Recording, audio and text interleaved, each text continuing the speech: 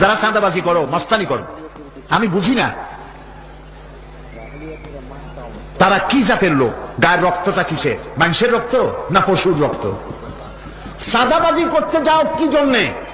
একটা মানুষ বহু টাকা বহু কষ্ট করে জমি জমা বিক্রি করে ব্যবসা করতেছে, সেখানে যাইয়া আমাদেরকে 2 লক্ষ টাকা দিতে হবে। চাঁদাবাজ এবং মাস্তান যারা চাঁদাবাজি করতে যাও, মানুষের কাছে খয়রাত চাও, ও ভিক্ষা করে খাওয়া অনেক ভালো। মসজিদের সামনে এখন থাল নিয়ে বসে থাকো, যে আল্লাহর রাস্তায় খয়রাত দাও।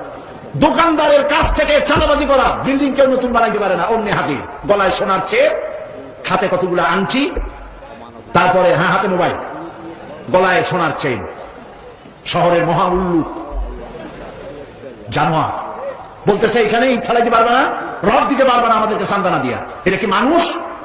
বলেন মানুষ? এরা মানুষের সন্তান? এরা জানোয়ার, পশু। সাদাবাজ এবং মাস্তান সন্ত্রাসী, ইসলামে এদের কোন স্থান নাই।